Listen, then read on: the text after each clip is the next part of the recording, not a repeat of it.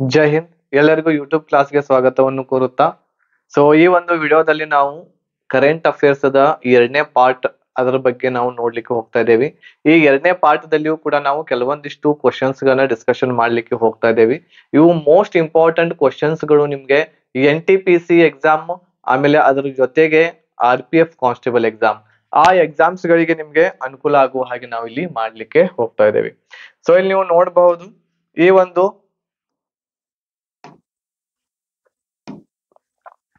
ಇದು current affairs the ಎರಡನೇ part ಇದೆ. ಈ ಎರಡನೇ ಪಾರ್ಟ್ ದಲ್ಲಿ ನಾವು ಕೆಲವೊಂದಿಷ್ಟು ಕ್ವಶನ್ಸ್ ಗಳನ್ನ ನೋಡ್ಲಿಕ್ಕೆ ಹೋಗ್ತಾ ಇದ್ದೇವೆ. ಈಗಾಗಲೇ ಒಂದನೇ ಪಾರ್ಟ್ ಇರ್ತಕ್ಕಂಥದ್ದು ನಾನು ಮಾಡಿ ಹಾಕೇನಿ ನಿಮ್ಗ. ಅದು ನಿಮಗೆ ಬಹಳಷ್ಟು ಯೂಸ್ಫುಲ್ ಆಗಿದೆ ಅಂತ ಅನ್ಕೋತೇನಿ. ನಿಮ್ಗೆ ಹೇಗೆ ಅನಿಸ್ತಾ ಇದೆ ಆ ಒಂದು ವಿಡಿಯೋ ನೋಡಿ ನನಗೆ ಕಮೆಂಟ್ ಮಾಡಬೇಕು. ಅದ್ರ ಜೊತೆಗೆ ಈ ಒಂದು ಕರೆಂಟ್ ಅಫೇರ್ಸ್ ಗಳು ಸ್ಪೆಷಲಿ ನಿಮ್ಗೆ ರೈಲ್ವೆ ಡಿಪಾರ್ಟ್ಮೆಂಟ್ ದಿಂದ ಬರುವಂತಹ NTPC ಎಕ್ಸಾಮ್, ಈಗಾಗಲೇ ALP ಅಂತೂ ಮುಗಿದಿದೆ, ಟೆಕ್ನಿಷಿಯನ್ ಮುಗಿದಿದೆ, ಆಮೇಲೆ RPF SI ಮುಗಿದಿದೆ, RPF ಕಾನ್ಸ್ಟೇಬಲ್ ಉಳಿದಿದೆ, ಆ ಎಕ್ಸಾಮ್ಗೆ ಯೂಸ್ ಆಗುತ್ತೆ. ಆಮೇಲೆ ಗ್ರೂಪ್ D ಎಕ್ಸಾಮ್ಸ್ ಗಳಿಗೂ ಕೂಡ ಇದು ಯೂಸ್ ಆಗುತ್ತೆ. ಆಮೇಲೆ SSC GD ಎಕ್ಸಾಮ್ಸ್ ಈಗ ಮುಂದೆ ಬರ್ಲಿಕ್ಕೆ ಹೋಗ್ತಾ ಇದೆ, ಆ ಎಕ್ಸಾಮ್ ಕೂಡ ಇದು ನಿಮ್ಗೆ ಯೂಸ್ಫುಲ್ ಆಗುತ್ತೆ. ಇದು ಎರಡನೇ ಪಾಠದ ಒಂದು ಎರಡನೇ ಪಾಠ ಇದೆ. ಇದು ನಿಮ್ಗೆ ಸಂಪೂರ್ಣವಾಗಿ ಕನ್ನಡ ಭಾಷೆಯಲ್ಲಿ ಈ ಒಂದು ಕರೆಂಟ್ ಅಫೇರ್ಸ್ ನಿಮ್ಗೆ ಸಿಗ್ತಾ ಇದೆ. ಹೆಚ್ಚಿನ ಮಾಹಿತಿಗಾಗಿ ನೀವು ಕಾಂಟ್ಯಾಕ್ಟ್ ಮಾಡಬಹುದು ನನಗೆ. 8861927838 ನಂಬರ್ಗೆ ಕಾಂಟ್ಯಾಕ್ಟ್ ಮಾಡ್ರಿ. ನಮ್ಮಲ್ಲಿ NTPC ಎಕ್ಸಾಮ್ ಗಳಿಗೆ, ಆಮೇಲೆ RPF ಎಕ್ಸಾಮ್ಸ್ ಗಳಿಗೆ, ಗ್ರೂಪ್ D ಎಕ್ಸಾಮ್ ಗಳಿಗೆ, SSC GD ಎಕ್ಸಾಮ್ಗೆ ನಿಮ್ಗೆ ಕಂಪ್ಲೀಟ್ ಕೋರ್ಸ್ ಗಳು ಅವೈಲೇಬಲ್ ಇದಾವು. ಆ ಕೋರ್ಸ್ ಗಳನ್ನ ತೆಗೆದುಕೊಂಡು ನೀವು ನಿಮ್ಮ ಮನೆಯಲ್ಲಿ ಕೂತುಕೊಂಡು ನೀವು ಪ್ರಿಪರೇಷನ್ ಅನ್ನ ಮಾಡಬಹುದು. ಈ ಒಂದು ಕರೆಂಟ್ ಅಫೇರ್ಸ್ ನಿಮಗೆ ಟೋಟಲ್ ಆಗಿ 1000 ಕ್ವಶನ್ಸ್ ಗಳನ್ನ ನಾವು ನಿಮ್ಗೆ ಕೊಡ್ತಾ ಇದ್ದೇವೆ ಫ್ರೀ ಆಗಿ. ಅದು ಕೂಡ ಡಿಟೇಲ್ ಆಗಿ ಚರ್ಚೆಯೊಂದಿಗೆ ವಿಡಿಯೋಸ್ ಗಳು ಪ್ಲಸ್ PDF ನೋಟ್ಸ್ ಗಳನ್ನು ಕೂಡ ನಿಮ್ಗೆ ಇದರಲ್ಲಿ ಸಿಗ್ತಾ ಇದಾವೆ. ಓಕೆ, ಈಗಾಗಲೇ ನಾವು ಒಂದನೇ ಭಾಗದಲ್ಲಿ ಪಾರ್ಟ್ 1ರಲ್ಲಿ 10 ಕ್ವಶನ್ಸ್ ಗಳನ್ನ ಈಗಾಗಲೇ ನಾವು ಡಿಸ್ಕಷನ್ ಮಾಡೇವಿ. ಈಗ ಈ ಒಂದು ಪಾಠದಲ್ಲಿ ಕೂಡ 10 ಕ್ವಶನ್ಸ್ ಗಳನ್ನ ಡಿಸ್ಕಷನ್ ನಾವು ಮಾಡ್ಲಿಕ್ಕೆ ಹೋಗ್ತಾ ಇದ್ದೇವೆ. ಇಲ್ಲಿ 11ನೇ ಪ್ರಶ್ನೆ ಅಂದ್ರೆ 10 ಕ್ವಶನ್ಸ್ ಗಳು ಮುಗಿದಾವು. ಈಗ 11ನೇ ಪ್ರಶ್ನೆಯನ್ನ ನೋಡೋಣ. 11ನೇ ಪ್ರಶ್ನೆ ಏನಿದೆ ನೋಡ್ರಿ ಇಲ್ಲಿ, junior world weightlifting championship 2024 ಬಗ್ಗೆ ಇಲ್ಲಿ ಹೇಳ್ತಾ ಇದ್ದಾರೆ. ಇದರಲ್ಲಿ okay, junior world weightlifting championship 2024ರಲ್ಲಿ ಭಾರತದ ಧನುಷ್ ಲೋಗನಾಥನ್ ಯಾವ ಪದಕವನ್ನು ಗೆದ್ದಿದ್ದಾರೆ ಅಂತ ಇಲ್ಲಿ ಪ್ರಶ್ನೆ ಇದೆ. ಎಲ್ಲ ಕರೆಂಟ್ ಅಫೇರ್ಸ್ ಅದಾವು. ಇದರಲ್ಲಿ ಫಸ್ಟ್ ಆಪ್ಷನ್ ಚಿನ್ನ ಇದೆ, ಬೆಳ್ಳಿ ಇದೆ, ಕಂಚು ಇದೆ, ಯಾವುದೇ ಪದಕವಿಲ್ಲ ಅಂತ ಹೇಳಿದೆ. ಇದಕ್ಕೆ ಸರಿಯಾಗಿರುವಂತ ಆನ್ಸರ್ ಆಪ್ಷನ್ ನಂಬರ್ C ಬರ್ತಾ ಇದೆ, ಕಂಚು. ಯಾವ್ದು ಗೆದ್ದಿದ್ದಾರೆ ಅವರು? ಆಪ್ಷನ್ ನಂಬರ್ C, ಕಂಚು ಪದಕವನ್ನ ಗೆದ್ದಾರೆ. ಯಾರು ಹೇಳ್ರಿ? ಭಾರತದ ಧನುಷ್ ಲೋಗನಾಥನ್ ಅನ್ನುವಂತವ್ರು ನಮ್ಮ ಭಾರತ ದೇಶದವರು ವರ್ಲ್ಡ್ ವೇಟ್ ಲಿಫ್ಟಿಂಗ್ ಚಾಂಪಿಯನ್ಶಿಪ್ 2024ರಲ್ಲಿ ಕಂಚಿನ ಪದಕ ಅಂತಂದ್ರೆ ಥರ್ಡ್ ಪ್ಲೇಸ್ ಇರ್ತಕ್ಕಂಥದ್ದು ಅವರು ಇದರಲ್ಲಿ ಪಡ್ಕೊಂಡಾರೆ. ಇಲ್ಲಿ ನೀವು ನೋಡಬಹುದು 2024 junior world weightlifting championship ಗಳು ವೇಟ್ ಲಿಫ್ಟಿಂಗ್ ಸ್ಪರ್ಧೆಯಾಗಿದೆ. ಇವು ವೇಟ್ ಲಿಫ್ಟಿಂಗ್ ಅಂತಂದ್ರೆ ತೂಕವನ್ನು ನಾವು ಏನ್ ಎತ್ತುತ್ತೇವೆ, ಆ ಒಂದು ವೇಟ್ ಲಿಫ್ಟಿಂಗ್ ಸ್ಪರ್ಧೆ ಆಗ್ಯಾವು. ಇದು 19ರಿಂದ 27 ಸೆಪ್ಟೆಂಬರ್ 2024ರವರೆಗೆ ಸ್ಪೇನ್ ನ ಲಿಯೋನ್ ನಲ್ಲಿ ನಡೆದವು. ಇದನ್ನು ಕೂಡ ನೀವು ನೆನಪಿಟ್ಕೊಳ್ರಿ, ಸ್ಪೇನ್ ದೇಶದಲ್ಲಿ ಇವು ನಡೆದವು. ಸ್ಪೇನ್ ದೇಶದಲ್ಲಿರುವಂತಹ ಸ್ಪೇನ್ ದೇಶದ ಲಿಯೋನದೊಳಗೆ ಏನಾಗ್ಯಾವು ಈ ಸ್ಪರ್ಧೆಗಳು ನಡೆದವು ಅನ್ನೋದು ನಿಮ್ಗೆ ಗೊತ್ತಿರಬಹುದು. ಈಗ ಇಲ್ಲಿ ಕೆಲವೊಂದಿಷ್ಟು ಮಾಹಿತಿ ಇನ್ನೂ ಇದೆ. ಇದರಲ್ಲಿ ಟೋಟಲ್ ಆಗಿ ಯಾವ ದೇಶ ಎಷ್ಟನೇ ರ್ಯಾಂಕ್ ದೊಳಗೈತಿ, ಆಮೇಲೆ ಯಾರು ಎಷ್ಟು ಪದಕವನ್ನ ಗೆದ್ದಾರ ಅಂತೇಳಿ. ಇಲ್ಲಿ 1ನೇ ನಂಬರ್ದೊಳಗೆ ಇರುವಂತದ್ದು ದೇಶ ಯಾವುದು ಅಂತಂದ್ರೆ ಯುನೈಟೆಡ್ ಸ್ಟೇಟ್ಸ್ ಅಮೆರಿಕಾ. ಟೋಟಲ್ ಆಗಿ ಗೋಲ್ಡ್ 4 ಗೆದ್ದಿದೆ, ಆಮೇಲೆ ಸಿಲ್ವರ್ 2, ಆಮೇಲೆ ಕಂಚು ಯಾವ್ದು ಗೆದ್ದಿಲ್ಲ. ಟೋಟಲ್ 6 ಪದಕವನ್ನ ಗೆದ್ದುಕೊಂಡು ಇದು 1ನೇ ಸ್ಥಾನದೊಳಗೆ ಐತಿ. 2ನೇ ಸ್ಥಾನದಲ್ಲಿ ಸೌತ್ ಕೊರಿಯಾ ಐತಿ, 2 ಬಂಗಾರದ ಪದಕ, ಆಮೇಲೆ ಬೆಳ್ಳಿ ಪದಕ 1, ಟೋಟಲ್ ಆಗಿ 3. 3ನೇ ನಂಬರ್ದೊಳಗೆ 2 ಇದಾವು ದೇಶಗಳು, ಫಿಲಿಪೀನ್ಸ್ ಮತ್ತು ವಿಯೆಟ್ನಾಂ. ಇವು ಮೊದಲಿನ 3 ದೇಶಗಳನ್ನ ನೀವು ನೆನಪಿಟ್ಕೊಳ್ರಿ. ಓಕೆನಾ? ಇದಾದ್ಮೇಲೆ ನೆಕ್ಸ್ಟ್ ಇಲ್ಲಿ ನಮ್ಮ ಭಾರತ ದೇಶದ ಇಲ್ಲಿದೆ 22ನೇ ಸ್ಥಾನದೊಳಗೆ ಐತಿ. ಇದರಲ್ಲಿ ನಮ್ಮ ಭಾರತ ದೇಶ ಇಂಡಿಯಾ ಎಷ್ಟನೇ ಸ್ಥಾನದೊಳಗೈತಿ? 22ನೇ ಸ್ಥಾನ. 22ನೇ ಸ್ಥಾನದೊಳಗೈತಿ. ಇದನ್ನು ಕೂಡ ನೀವು ನೆನಪಿಟ್ಕೋರಿ. ಅದ್ರೊಳಗೆ ಇದು ವರ್ಲ್ಡ್ ವೇಟ್ ಲಿಫ್ಟಿಂಗ್ ಚಾಂಪಿಯನ್ಶಿಪ್. ಇಲ್ಲಿ ನೀವು ನೋಡಬಹುದು, ಇಲ್ಲಿ ಓನ್ಲಿ ಒಂದು ಕಂಚು ಪದಕ ಇದೆ, ಟೋಟಲ್ ಆಗಿ 22ನೇ ಸ್ಥಾನದೊಳಗ ನಮ್ಮ ಭಾರತ ದೇಶ ಇದೆ. 1ನೇ ಸ್ಥಾನದೊಳಗ US ಇದೆ, 2ನೇ ಸ್ಥಾನದೊಳಗ ಸೌತ್ ಕೊರಿಯಾ, 3ನೇ ಸ್ಥಾನದೊಳಗ 2 ದೇಶಗಳಿದಾವು, ಫಿಲಿಪೀನ್ಸ್ ಮತ್ತು ವಿಯೆಟ್ನಾಂ. ನೆಕ್ಸ್ಟ್ ಪ್ರಶ್ನೆ ನೋಡಿ, 12ನೇ ಪ್ರಶ್ನೆ. Miss India world world wide miss India world wide 2024 ಪ್ರಶಸ್ತಿಯನ್ನು ಯಾರು ಗೆದ್ದಿದ್ದಾರೆ ಅಂತ ಹೇಳಿದೆ. Okay, world wide. ಸೊ ಇದಕ್ಕೆ ಆಪ್ಷನ್ಸ್ ಗಳು ಧ್ರುವಿ ಪಟೇಲ್ ಇದೆ, ಪ್ರೀತಿ ಕಾಮತ್, ಶ್ರೇಯಾ ಸಿನ್ಹಾ, ಆಮೇಲೆ ಹರ್ಮನ್ ಪ್ರೀತ್ ಕೌರ್ ಇದೆ. ಸೊ ಈ ಪ್ರಶ್ನೆಯನ್ನ ಹೇಳಿದ ತಕ್ಷಣ ನೀವು ನನಗೆ ವಿಡಿಯೋವನ್ನ ಪಾಸ್ ಮಾಡಿ ಕಮೆಂಟ್ ಮಾಡಾಕ ಪ್ರಯತ್ನ ಮಾಡ್ರಿ. ನೋಡೋಣ ನಿಮ್ಮ ಕರೆಂಟ್ ಅಫೇರ್ಸ್ ಹೇಗಿದೆ, ಎಷ್ಟು ನೀವು ಕರೆಕ್ಟ್ ಆಗಿ ಓದಾಕತ್ತೀರಿ ಅಂತ. ಇವು ಸ್ಪೆಷಲಿ ರೈಲ್ವೆ ಡಿಪಾರ್ಟ್ಮೆಂಟ್ ಗೆ ಇರುವಂತಹ ಏನ್ ಎಕ್ಸಾಮ್ಸ್ ಗಳಿದಾವೋ ಅವುಗಳಿಗೋಸ್ಕರ ನಾವು ಇವುಗಳನ್ನ ಮಾಡ್ತಾ ಇದ್ದೇವಿ. ಆಮೇಲೆ SSC ಗಳಿಗೂ ಕೂಡ, SSC ಅಂದ್ರೆ ಟೋಟಲ್ ಆಗಿ ಸೆಂಟ್ರಲ್ ಗೌರ್ಮೆಂಟ್ ಗೆ ಸಂಬಂಧ ಇರುವ ಹಾಗೆ. ಸೊ ಇದಕ್ಕೆ ಸರಿಯಾಗಿ ಆಗಿರುವಂತಹ answer option number 1 Dhruvi Patel. Miss India world wide 2024 ಪ್ರಶಸ್ತಿ ಗೆದ್ದಿರ್ತಕ್ಕಂಥವ್ರು ಯಾರು? ಧ್ರುವಿ ಪಟೇಲ್. ಅವರನ್ನ ನೆನಪಿಟ್ಕೊಳ್ರಿ. ಸೊ ಇಲ್ಲಿ ನೋಡ್ರಿ, ಮಿಸ್ ಇಂಡಿಯಾ ವರ್ಲ್ಡ್ ವೈಡ್ ಬಗ್ಗೆ ಕೆಲವೊಂದಿಷ್ಟು ಮಾಹಿತಿ ಇದೆ. ಒಂದನೇದು, ಮಿಸ್ ಇಂಡಿಯಾ ವರ್ಲ್ಡ್ ವೈಡ್ ಎಂಬುದು ಸೌಂದರ್ಯ ಸ್ಪರ್ಧೆಯಾಗಿದ್ದು ಇದು ಭಾರತದಿಂದ ಮತ್ತು ಇತರ ದೇಶಗಳಲ್ಲಿ ನೆಲೆಸಿರುವ ಭಾರತೀಯ ಡಯಾಸ್ಪೊರಾ ಸದಸ್ಯರಲ್ಲಿ ಸ್ಪರ್ಧೆಗಳನ್ನ ಸೆಳೀತಾ ಇದೆ. ಓಕೆ, ಸೊ ಇದು ಭಾರತ ದೇಶದ ಯುವತಿಯರು ಬೇರೆ ಏನು ದೇಶಗಳಲ್ಲಿ ಹೋಗಿ ನೆಲೆಸಿರ್ತಾರ ಅವರು ಆಗಿರ್ಬಹುದು, ಆಮೇಲೆ ನಮ್ಮ ಭಾರತ ದೇಶದ ಹುಡುಗಿಯರು. ಸೊ ಅವ್ರಿಗೆ ಇದು ಒಂದು ಸ್ಪರ್ಧೆಯನ್ನ ನಡೆಸ್ತಾ ಇದೆ. ಇದು ಒಂದು ಸೌಂದರ್ಯ ಸ್ಪರ್ಧೆ ಇದೆ. ಇದನ್ನು ಇಂಡಿಯಾ ಫೆಸ್ಟಿವಲ್ ಕಮಿಟಿ, IFC ಅಂತ ಏನ್ ಹೇಳ್ತೇವೆ ನಾವು, ಇಂಡಿಯಾ ಫೆಸ್ಟಿವಲ್ ಕಮಿಟಿ ಇದನ್ನ ನಡೆಸ್ತೈತಿ. ಇದನ್ನು ಮೊದಲು USA ನ್ಯೂಯಾರ್ಕ್ ನಗರದಲ್ಲಿ ಧರ್ಮಾತ್ಮ ಸರನ್ ಸ್ಥಾಪಿಸಿದರು ಮತ್ತು ಇದರ ಮುಖ್ಯಸ್ಥರು ಕೂಡ ಇವರಾಗ್ಯಾರ. ಸೊ ಇದನ್ನ ಮೊಟ್ಟ ಮೊದಲನೇದಾಗಿ ಎಲ್ಲಿ ಸ್ಥಾಪನೆ ಮಾಡ್ಲಾಯ್ತು? ಇದನ್ನ USA ದೇಶ ಅಂದ್ರೆ ಅಮೆರಿಕದ ನ್ಯೂಯಾರ್ಕ್ ನಗರದಲ್ಲಿ ಧರ್ಮಾತ್ಮ ಸರನ್ ಅವರು ಇದನ್ನ ಸ್ಥಾಪನೆ ಮಾಡ್ತಾರ ಮತ್ತು ಇದರ ಮುಖ್ಯಸ್ಥರು ಕೂಡ ಧರ್ಮಾತ್ಮ ಸರನ್ ಆಗ್ಯಾರ. ಎದರ್ದ ಮಿಸ್ ಇಂಡಿಯಾ ವರ್ಲ್ಡ್ ವೈಡ್ ಇದರ ಒಂದು ಮುಖ್ಯಸ್ಥರವರು ಧರ್ಮಾತ್ಮ ಸರನ್ ರವರು. ಓಕೆ, ಸೊ ಈ ಸಲ ಆಗಿರುವಂತಹ ನೀವು ಇಲ್ಲಿ ಮಿಸ್ ಇಂಡಿಯಾ ವರ್ಲ್ಡ್ ವೈಡ್ ಇಲ್ಲಿ ನೀವು ನೋಡಬಹುದು. ಇವರು ಮಿಸ್ ಇಂಡಿಯಾ ವರ್ಲ್ಡ್ ವೈಡ್ 2024 ಒಂದು ಪ್ರಶಸ್ತಿಯನ್ನ ಗೆದ್ದಿದ್ದಾರೆ. ಧ್ರುವಿ ಪಟೇಲ್ ಇದನ್ನ ಗೆದ್ದಿರುವಂತವ್ರು, ಇಲ್ಲಿ ನಡಕ್ ನಿಂತಿದಾರಲ್ಲ ಅವರು. 13ನೇ ಪ್ರಶ್ನೆ. ರಾಜ್ಯದಲ್ಲಿ ಎಷ್ಟು ಹೈಟೆಕ್ ನರ್ಸರಿಗಳನ್ನ ಸ್ಥಾಪಿಸಲು ಉತ್ತರ ಪ್ರದೇಶ ಸರ್ಕಾರ ಘೋಷಿಸಿದೆ ಅಂತ ಇದೆ. ಆಪ್ಷನ್ಸ್ ಗಳಲ್ಲಿ 250, 170, 150, ಆಮೇಲೆ 750. ಎಷ್ಟು ನರ್ಸರಿ ಹೈಟೆಕ್ ನರ್ಸರಿಗಳನ್ನ ಸ್ಥಾಪನೆ ಮಾಡಾಕ ಉತ್ತರ ಪ್ರದೇಶ ಸರ್ಕಾರ ಘೋಷಣೆ ಮಾಡಿದೆ ಅಂತ ಇದೆ. ಸೊ ಇದಕ್ಕೆ ಸರಿಯಾದ ಆನ್ಸರ್ ಆಪ್ಷನ್ ನಂಬರ್ C ಇದೆ. 150 ಹೈಟೆಕ್ ನರ್ಸರಿಗಳನ್ನ ಮಾಡ್ಲಿಕ್ಕೆ ಇಲ್ಲಿ ಉತ್ತರ ಪ್ರದೇಶ ಇರುವಂತದ್ದು ಹೇಳಿದೆ. ಇತ್ತೀಚೆಗೆ ಉತ್ತರ ಪ್ರದೇಶ ಸರ್ಕಾರವು ತೋಟಗಾರಿಕೆಯನ್ನು ಉತ್ತೇಜನ ಮಾಡಲಿಕ್ಕೆ ಮತ್ತು ಗ್ರಾಮೀಣ ಜೀವನೋಪಾಯವನ್ನ ಸುಧಾರಿಸಲು ಅವಳಿ ಉದ್ದೇಶವನ್ನ ಪೂರೈಸಲು ಮಹಾತ್ಮ ಗಾಂಧಿ ರಾಷ್ಟ್ರೀಯ ಗ್ರಾಮೀಣ ಉದ್ಯೋಗ ಖಾತ್ರಿ ಅಂದ್ರೆ MNREGA ಯೋಜನೆಗಳ ಅಡಿಯಲ್ಲಿ ಇಸ್ರೇಲಿ ತಂತ್ರಜ್ಞಾನವನ್ನು ಆಧರಿಸಿ, ಯಾವ ತಂತ್ರಜ್ಞಾನ ಅಂತ ಹೇಳಿ ಕೇಳಬಹುದು. ಯಾವ ತಂತ್ರಜ್ಞಾನ ಹೇಳ್ರಿ? ಇಸ್ರೇಲ್ ದೇಶದ ತಂತ್ರಜ್ಞಾನವನ್ನ ಅಳವಡಿಸಿಕೊಂಡು 150 ಹೈಟೆಕ್ ನರ್ಸರಿಗಳನ್ನ ಸ್ಥಾಪಿಸಲು ನಿರ್ಧಾರ ಮಾಡಿದೆ. ಯಾವ ರಾಜ್ಯ ಹೇಳಿದ್ದು? ಉತ್ತರ ಪ್ರದೇಶ್. ಓಕೆನಾ? ಸೊ ಇಲ್ಲಿ ನೋಡ್ಬಹುದು ಉತ್ತರ ಪ್ರದೇಶದ CM ಇವರು. ರೈಟ್. 14ನೇ ಪ್ರಶ್ನೆ ನೋಡಿ.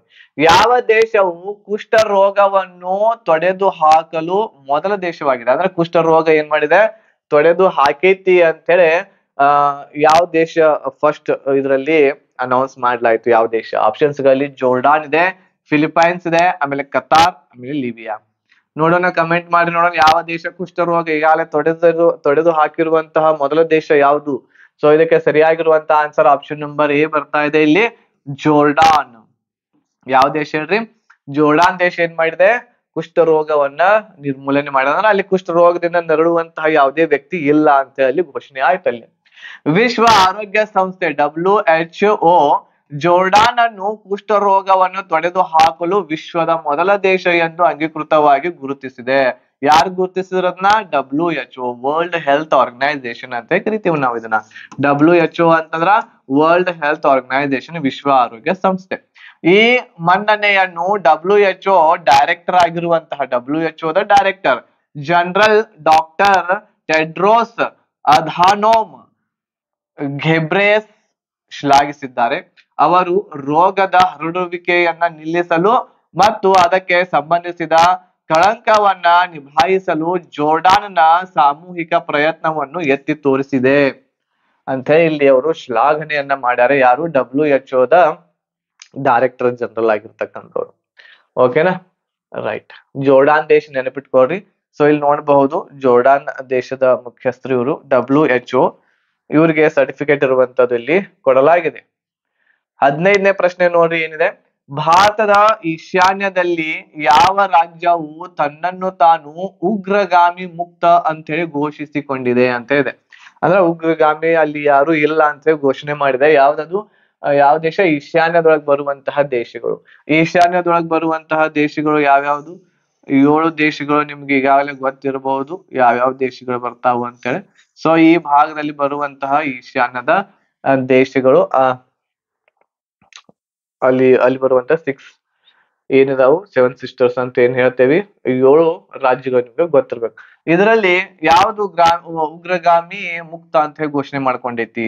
ಒಂದನೇ ಆಪ್ಷನ್ ಮಣಿಪುರ, ಮಿಜೋರಾಂ, ನಾಗಾಲ್ಯಾಂಡ್, ಆಮೇಲೆ ಸಿಕ್ಕಿಂ ಅಂತ ಇದೆ. ಇದಕ್ಕೆ ಸರಿ ಆನ್ಸರ್ ಬರುವಂತದ್ದು ಯಾವ್ದು ಅಂತಂದ್ರೆ ಆಪ್ಷನ್ ನಂಬರ್ 1 ಬರ್ತಾ ಇದೆ, ಮಣಿಪುರ್. ಮಣಿಪುರ ರಾಜ್ಯ ಏನ್ ಮಾಡ್ಕೊಂಡಿದೆ? ಉಗ್ರಗಾಮಿ ಮುಕ್ತ ರಾಜ್ಯ ಅಂತ ಘೋಷಣೆ ಮಾಡ್ಕೊಂಡೈತಿ. ನೋಡ್ರಿ ಏನಿದ್ರ ಹಿನ್ನೆಲೆ. ಮಣಿಪುರವು ಬ್ರಿಟಿಷ್ ರಾಜ್ನ ಅಡಿಯಲ್ಲಿ ರಾಜಪ್ರಭುತ್ವದ ರಾಜ್ಯವಾಗಿತ್ತು. ಅಂದ್ರೆ ಬ್ರಿಟಿಷರ ಆಡಳಿತದೊಳಗಿತ್ತದು. 11 ಅಕ್ಟೋಬರ್ 1947 ಭಾರತಕ್ಕೆ ಸೇರ್ಪಡೆ ಆಯ್ತದು. ಯಾವಾಗ ಹೇಳ್ರಿ? 11 ಆಗಸ್ಟ್, ಸಾರಿ ಅಕ್ಟೋಬರ್ ಅಲ್ಲ, 11 ಆಗಸ್ಟ್ 1900 ಯಾವಾಗ ಸೇರ್ಪಡೆ ಆಯ್ತು ಹೇಳ್ರದ? ಇದು ಸೇರ್ಪಡೆ ಆಗಿರುವಂತದ್ದು 1940 ನಮ್ಮ ಭಾರತ ದೇಶಕ್ಕೆ. ಯಾವಾಗ ಹೇಳ್ರಿ? 11 ಆಗಸ್ಟಕ್ಕೆ. ಮತ್ತು 15 ಅಕ್ಟೋಬರ್ 1949 ಭಾರತವು ತನ್ನ ರಾಷ್ಟ್ರೀಯ ಸಂವಿಧಾನದ ಅಡಿಯಲ್ಲಿ ಗಣರಾಜ್ಯವಾಗುವ ಸ್ವಲ್ಪ ಸಮಯದ ಮೊದಲು ಭಾರತೀಯ ಒಕ್ಕೂಟದಲ್ಲಿ ವಿಲೀನಗೊಳಿಸಲಾಯಿತು. ಮಣಿಪುರದ ಮಹಾರಾಜರಿಗೆ ಖಾಸಗಿ ಪರ್ಸ್ ನೀಡಲಾಯಿತು ಮತ್ತು ಅವರ ಸಾಂಸ್ಕೃತಿಕ ಮತ್ತು ಧಾರ್ಮಿಕ ಕಾರ್ಯಗಳನ್ನ ಉಳಿಸಿಕೊಳ್ಳಲು ಅವಕಾಶ ನೀಡಲಾಯಿತು. ಮಣಿಪುರವನ್ನು ಭಾಗ ಸಿ ರಾಜ್ಯವೆಂದು ಗುರುತಿಸಲಾಯಿತು. ನಂತರ ಅದನ್ನು ಕೇಂದ್ರಾಡಳಿತ ಪ್ರದೇಶವೆಂದು ಮರುನಾಮಕರಣ ಮಾಡಲಾಯಿತು. ಆಮೇಲೆ 1963ರಲ್ಲಿ ನೆರೆಯ ನಾಗಾಲ್ಯಾಂಡ್ಗೆ ರಾಜ್ಯ ಸ್ಥಾನಮಾನವನ್ನು ನೀಡಿದಾಗ ಮಣಿಪುರಿಗಳು ಅಲ್ಪ ಬದಲಾವಣೆಯನ್ನು ಅನುಭವಿಸಿದರು ಮತ್ತು ಪೂರ್ಣ ರಾಜ್ಯತ್ವಕ್ಕಾಗಿ ಆಂದೋಲನವನ್ನ ನಡೆಸಿದ್ರು. ಆಮೇಲೆ ಅದು ಪೂರ್ಣ ರಾಜ್ಯವಾಗಿ ಮಾರ್ಪಾಡಾಯ್ತು ಮಣಿಪುರ ರಾಜ್ಯ. ಸೊ ಇಲ್ಲಿ ನೋಡ್ಬಹುದು ನೀವು, ಇಲ್ಲಿ ರಾಜ್ಯಗಳಿದಾವೆ. ಇಲ್ಲಿ ಆಸಾಂ ಇಲ್ಲಿ ಬರ್ತಾ ಇದೆ ಪೂರ್ತಿ ಮೇಲೆ, ಅರುಣಾಚಲ್ ಪ್ರದೇಶ ಇದೆ, ಇಲ್ಲಿ ನಾಗಾಲ್ಯಾಂಡ್, ಮಣಿಪುರ್, ಮಿಜೋರಾಂ, ತ್ರಿಪುರಾ. ಓಕೆನಾ? ಇಲ್ಲಿ ಸಿಕ್ಕಿಂ ಬರ್ತಾ ಇದೆ, ಬಟ್ ಇದ್ರಲ್ಲಿ ಅದನ್ನ ಸೇರಿಸೋದಿಲ್ಲ. ಸೊ ಇವು ರಾಜ್ಯಗಳನ್ನ ನೀವು ಇಲ್ಲಿ ನೋಡಬಹುದು. ಇಲ್ಲಿ ಏನಿದೆ? ಇಲ್ಲಿ ಮೇಘಾಲಯ ಕೂಡ ಇಲ್ಲಿ ನೀವು ನೋಡಬಹುದು. ಓಕೆ, ಮೇಘಾಲಯ, ತ್ರಿಪುರಾ, ಮಿಜೋರಾಂ, ಮಣಿಪುರ್, ನಾಗಾಲ್ಯಾಂಡ್, ಅರುಣಾಚಲ್ ಪ್ರದೇಶ್, ಅಸ್ಸಾಂ, ಇವು 7 ರಾಜ್ಯಗಳು ಇಲ್ಲಿ ಬರ್ತಾ ಇದಾವೆ. 16ನೇ ಪ್ರಶ್ನೆ ನೋಡ್ರಿ ಇಲ್ಲಿ. ಆಸ್ಕರ್ 2025ರಲ್ಲಿ ಭಾರತದ ಅಧಿಕೃತ ಪ್ರವೇಶವಾಗಿ ಯಾವ ಚಲನಚಿತ್ರವನ್ನು ಆಯ್ಕೆ ಮಾಡಲಾಗಿದೆ? 2025ರ ಆಸ್ಕರ್ಕ ನಮ್ಮ ಭಾರತ ದೇಶದಿಂದ ಯಾವ ಒಂದು ಫಿಲ್ಮವನ್ನ ಆಯ್ಕೆ ಮಾಡಲಾಗಿದೆ? ಒಂದನೇದು ಆಪ್ಷನ್ಸ್ ಗಳಲ್ಲಿ ಲಾಪತಾ ಹೆಂಗಸರು ಅಂತ ಹೇಳಿದೆ, ಅಂದ್ರೆ ಲಾಪತಾ ಲೇಡೀಸ್ ಅಂತ ಹೇಳಿದೆ. ಅದ್ರ ಆಕ್ಚುಲಿ ಏನಿದೆ ಹೇಳ್ರಿ ಅದ್ರದ್ದು ಹೆಸರು? ಲಾಪತಾ ಲೇಡೀಸ್ ಅಂತ ಹೇಳಿದೆ. ಆಮೇಲೆ ನೆಕ್ಸ್ಟ್ ಪ್ರಾಣಿ ಅಂತ ಇದೆ. ಆಮೇಲೆ ಚಂದು ಚಾಂಪಿಯನ್, ಕಲ್ಕಿ ಅಂತ ಹೇಳಿದೆ. ಇದರಲ್ಲಿ ಯಾವ್ದು ಕೊಡಲಾಗಿದೆ? ನೀವು ನೋಡಿರುವಂತದ್ದು ಒಂದೇ ಒಂದು ಫಿಲ್ಮ್ ಆಗಿರ್ಬಹುದು. ಯಾವ್ದು ಅಂತಂದ್ರೆ ಕಲ್ಕಿ ನೋಡಿರ್ತೀರಿ ನೀವು. ಸೊ ಕಲ್ಕಿನೇ ಇರ್ಬೇಕು ಬಿಡ್, ಚಂದ ಐತಿ, ಮಸ್ತ್ ಐತಿ, ಹಿಟ್ ಆಗೈತಿ ಅಂತೇಳಿ. ಬಟ್ ಅದು ಅಲ್ಲ. ಇದಕ್ಕೆ ಸರಿಯಾಗಿರುವಂತ ಆನ್ಸರ್ ಆಪ್ಷನ್ ನಂಬರ್ 1 ಲಾಪತಾ ಹೆಂಗಸರು, ಲಾಪತಾ ಲೇಡೀಸ್ ಅಂತ ಹೇಳಿದೆ. ಸೊ ಸೂಪರ್ ಆಗಿರುವಂತ ಫಿಲ್ಮ್ ಇದೆ ಇದು. ನೋಡಾಕ್ ಕುಂತ್ರ ಅಂದ್ರೆ ಬಹಳ ಇಂಟ್ರೆಸ್ಟಿಂಗ್ ಇದೆ. ಒಂದ್ ಸಲ ನೋಡ್ರಿ, ಅದು ಯೂಟ್ಯೂಬ್ ದಲ್ಲಿ ಸರ್ಚ್ ಮಾಡ್ರಿ, ಯೂಟ್ಯೂಬ್ ದೊಳಗೆ ಸಿಕ್ತು ಅಂತಂದ್ರೆ ನೋಡ್ರಿ. ಸೊ ಬಹಳ ಚಂದ ಇದೆ ಫಿಲ್ಮ್. 2 ಜನ ಹೆಂಗಸರು ಇರ್ತಾರೆ ಅಂತಂದ್ರೆ ಮ್ಯಾರಿಡ್ ಆಗಿರುವಂತವ್ರು. ಮ್ಯಾರೇಜ್ ಆದ್ಮೇಲೆ ಅವ್ರು ಏನಾಗ್ತಾರೆ ಅಂತಂದ್ರ ಹೆಂಡತಿಯರು ಬದಲಾಗ್ಬಿಡ್ತಾರೆ. ಸೊ ಅಲ್ಲಿ ಆಗುವಂತಹ ಕೆಲವೊಂದಿಷ್ಟು ತೊಂದರೆಗಳನ್ನ ಹೆಂಗಸರಿಗೆ ಹೇಗೆ ಆಗ್ತೈತಿ ಅನ್ನೋದನ್ನ ಅಲ್ಲಿ ತೋರ್ಸ್ಯಾರೆ. ಬಹಳ ಚಂದ ಐತಿ ಫಿಲ್ಮ್ ಲಾಪತಾ ಹೆಂಗಸರು. ಒಂದ್ಸಲ ಅವಕಾಶ ಸಿಕ್ಕ್ರೆ ಏನ್ ಮಾಡ್ರಿ ನೋಡ್ರಿ. ಕಿರಣ್ ರಾವ್ ಅವರ ನಿರ್ದೇಶನದೊಳಗಿದು ಇದೆ. ಆಮೇಲೆ ಪ್ರೊಡಕ್ಷನ್ ಇರುವಂತದ್ದು ಆಮೀರ್ ಖಾನ್ ರವರ ಪ್ರೊಡಕ್ಷನ್ ಇದೆ ಇದು. ನಿರ್ದೇಶನದ ಲಾಪತಾ ಲೇಡೀಸ್ ಅತ್ಯುತ್ತಮ ವಿದೇಶಿ ಚಲನಚಿತ್ರ ವಿಭಾಗದಲ್ಲಿ ಆಸ್ಕರ್ 2025ಕ್ಕೆ ಭಾರತದ ಅಧಿಕೃತ ಪ್ರವೇಶವಾಗಿದೆ ಎಂದು ಫಿಲ್ಮ್ ಫೆಡರೇಷನ್ ಆಫ್ ಇಂಡಿಯಾ ಸೋಮವಾರ ಪ್ರಕಟಿಸಿದೆ. ವಿವಿಧ ಭಾಷೆಗಳಲ್ಲಿ ತಯಾರಾದ 29 ಚಲನಚಿತ್ರಗಳ ಪಟ್ಟಿಯಿಂದ ಈ ಚಲನಚಿತ್ರವನ್ನು ಆಯ್ಕೆ ಮಾಡಲಾಗಿದೆ. ನೋಡಿ 29 ಚಲನಚಿತ್ರದೊಳಗ ಇದನ್ನ ಆಯ್ಕೆ ಮಾಡ್ಯಾರ ಅಂತಂದ್ರೆ ಏನಾರ ಒಂದು ವಿಶೇಷತೆ ಇರ್ಬೇಕಲ್ಲ. ನಾನು ಕೂಡ ಈ ಒಂದು ಕ್ವಶನ್ ಅನ್ನ ನೋಡಿದ್ನಿ ಆ ಫಿಲ್ಮ್. ಆಕ್ಚುಲಿ ನನಗೂ ಗೊತ್ತಿದ್ದಲ್ಲ ಲಾಪತಾ ಲೇಡೀಸ್ ಅಂತ ಫಿಲ್ಮ್ ಬಂದೈತಿ ಅಂತೇಳಿ. ಸೊ ಇದನ್ನ ನೋಡಿದ ತಕ್ಷಣ ಏನ್ ಇರ್ಬಹುದಪ್ಪ ಇದನ್ನ ಆಸ್ಕರ್ ಇವರಿಗೆ ಕಳಿಸಿದಾರ ಅಂತಂದ್ರ, ಸೊ ಅದ್ರ ಸಲುವಾಗಿ ನಾ ಅದನ್ನ ನೋಡಿದೆ. ಚಂದ ಐತಿ ಫಿಲ್ಮ್, ಒಂದ್ಸಲ ನೋಡ್ರಿ ನೀವು.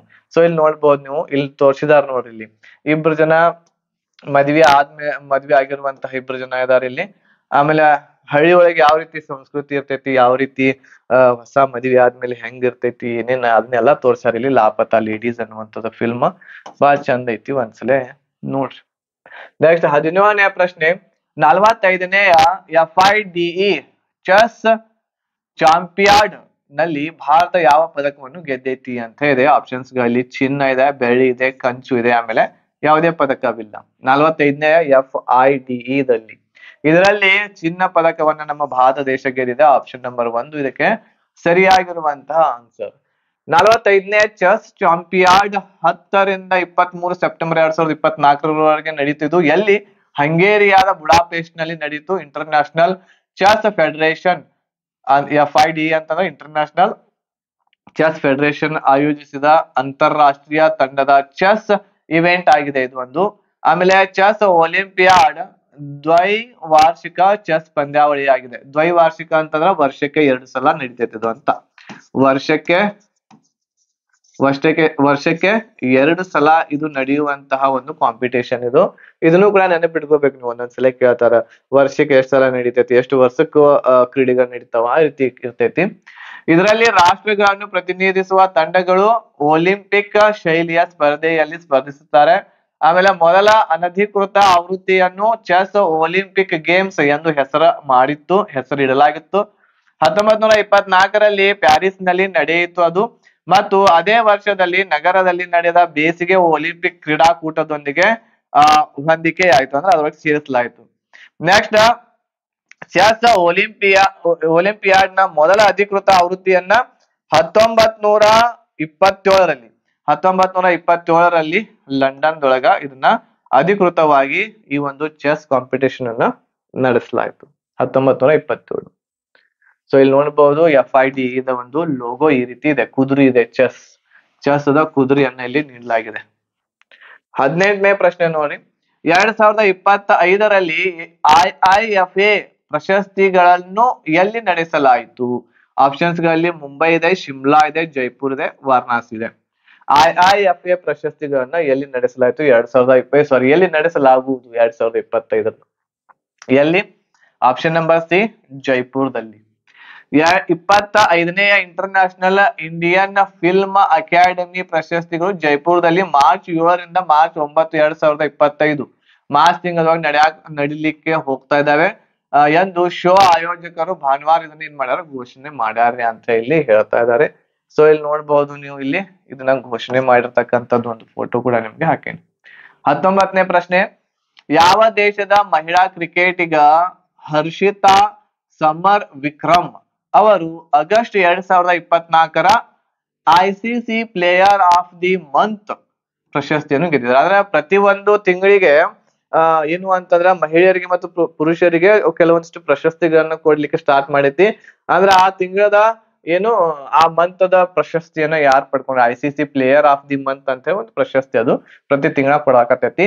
ಸೊ ಇಲ್ಲಿ ಹರ್ಷಿತಾ ಸಮರ್ ವಿಕ್ರಮ್ ಅನ್ನುವಂಥವ್ರು ಯಾವ ದೇಶದವರು ಅಂತ ಹೇಳಿ ಕೇಳ್ಯಾರೆ. ಆಪ್ಷನ್ಸ್ ಗಳಲ್ಲಿ ನೇಪಾಳ, ಭಾರತ, ಶ್ರೀಲಂಕಾ ಮತ್ತು ಬಾಂಗ್ಲಾದೇಶ ಅಂತ ಇದೆ. ಇವರು ಶ್ರೀಲಂಕಾ ದೇಶದವರಾಗ್ಯಾರ. ಆಪ್ಷನ್ ನಂಬರ್ ಸಿ ಇದಕ್ಕೆ ಸರಿ ಆನ್ಸರ್ ಇಲ್ಲಿ ಆಗುತ್ತೆ.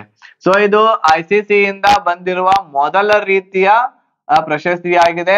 ಅಭಿಮಾನಿಗಳು, ಪ್ರಸಾರಕರು ಮತ್ತು ಪತ್ರಕರ್ತರನ್ನು ಒಳಗೊಂಡಿರುವ ಸ್ವತಂತ್ರ ಸಮಿತಿಯು ಅವರ ತಿಂಗಳ ಪುರುಷರ ಆಟಗಾರ ಮತ್ತು ತಿಂಗಳ ಮಹಿಳಾ ಆಟಗಾರರನ್ನು ಇದನ್ನ ಏನ್ ಮಾಡ್ತೈತಿ ಆಯ್ಕೆ ಮಾಡ್ತೈತಿ. ಸೊ ಇದೊಂದು ಸಮಿತಿ ಇದೆ. ಈ ಸಮಿತಿ ಇರುವಂತದ್ದು ಒಂದು ತಿಂಗಳದೊಳಗ ಒಬ್ರಿಗೆ ಮಹಿಳಾ ಮತ್ತು ಒಬ್ರಿಗೆ ಪುರುಷರಿಗೆ ಏನ್ ಮಾಡ್ತೈತಿ ಅದು ಆಯ್ಕೆ ಮಾಡಿ ಘೋಷಣೆಯನ್ನ ಮಾಡ್ತೈತಿ. ಸೊ ಇಲ್ಲಿ ನೀವು ನೋಡಬಹುದು ಯಾವ್ಯಾವ ತಿಂಗಳಲ್ಲಿ ಯಾರ್ಯಾರ ಆಗ್ಯಾರ ಅಂತೇಳಿ. ಸೊ ಇದನ್ನ ಸ್ಕ್ರೀನ್ ಶಾಟ್ ತಗೋರಿ, PDF ನಿಮ್ಗೆ ಸಿಗುತ್ತೆ. ಸೊ ಇಲ್ಲಿ ಜುಲೈ ತಿಂಗಳಲ್ಲಿ ಮೇನ್ಸ್ದೊಳಗ ಇಂಗ್ಲೆಂಡ್ ತಂಡದಿಂದ ಆಗಿದ್ರು ಗೂಸ್ ಅಟ್ಕಿನ್ಸನ್ ಆಗಿದ್ರು. ಆಮೇಲೆ ವುಮೆನ್ಸ್ ಗಳಲ್ಲಿ ಚಾಮಾರಿ ಅಥಾಪತ್ತು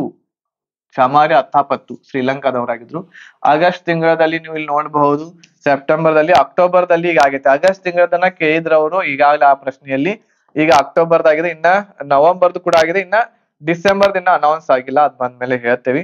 ನವೆಂಬರ್ ತಿಂಗಳಲ್ಲಿ ನೋಡೋದಾದ್ರೆ ಮೆನ್ಸ್ ಗಳಲ್ಲಿ ಹರೀಸ್ ರೌಫ್ ಪಾಕಿಸ್ತಾನದವರಿಗೆ ಕೊಡಲಾಗಿದೆ. ವುಮೆನ್ಸ್ ದೊಳಗ ಡ್ಯಾನಿ